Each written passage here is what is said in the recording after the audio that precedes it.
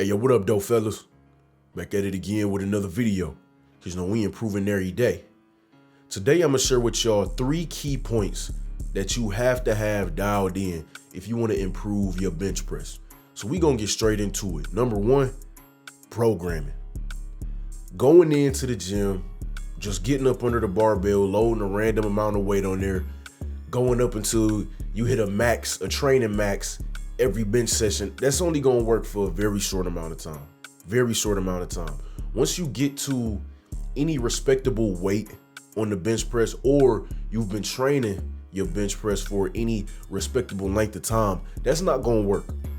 That's why you have guys who come in the gym a year and a half, 2 years into training, still trying to hit maxes every day they come in the gym, or every day they come in the gym, they trying to hit their max every single time. And then they wonder why their bench press has been stagnant for 6 months, 8 months, 12 months.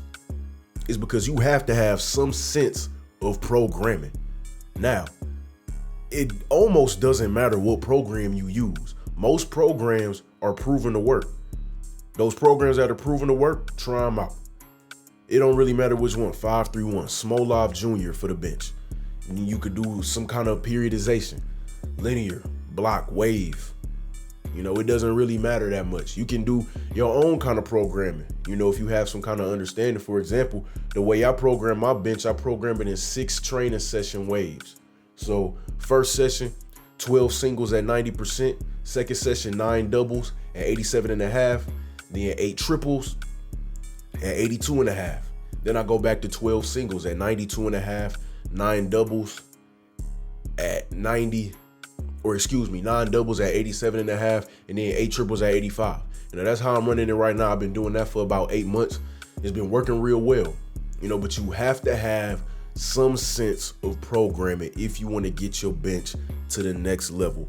Going in, having no idea what you're doing, you just know, okay, when I go in the gym, I'm gonna bench today. Just doing that's not gonna work in the long run. Have some kind of sense of programming. So that's number 1. Number 2, technique. Now, I know a lot of y'all don't want to hear about technique because you hear about technique everywhere you go. Technique this, technique that. But when I say technique, I don't necessarily mean form. When I say technique, I mean technique. And by technique, I mean the way in which you perform your bench press. A lot of people, when it comes to the bench, most people's technique is going to be similar. It's not always going to be exactly the same, but it will be similar. What do I mean by technique? Do you want to use leg drive or not?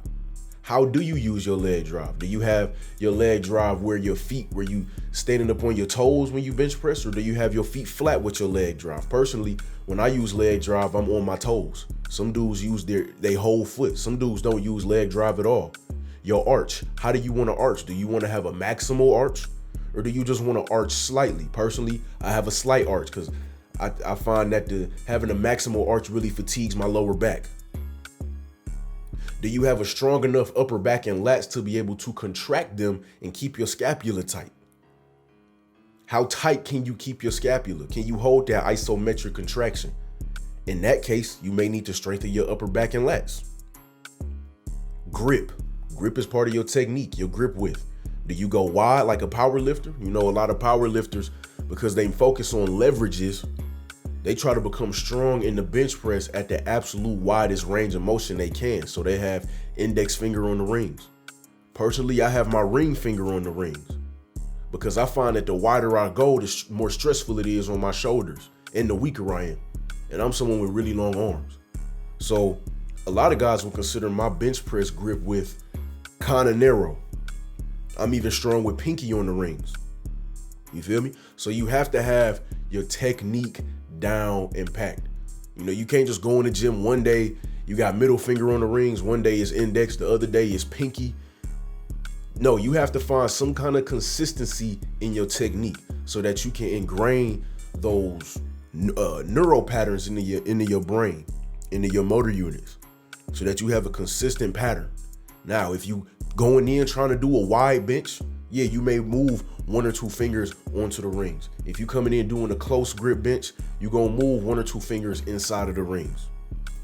But when you have regular comp style bench on your schedule for that day, You have to have the same technique every single training session where you have that type of bench. You get me? So number 2, technique. Have your technique in order. It's thousands of YouTube videos that you can watch on technique, different things to try, different cues to use, test out different cues, testing out how you want to use leg drop if you use it at all, how you want to drive through your upper back. All of that is individual. Everybody's going to do it, but everybody's going to do it in an individual way. Now, the last thing that you have to have dialed in, one word: triceps. Tricep work. I've noticed that for me and clients, when we struggling on bench, 9 times out of 10, if we just dial in on some tricep work for 3 weeks, 6 weeks, that'll inch the bench PRs up a little bit.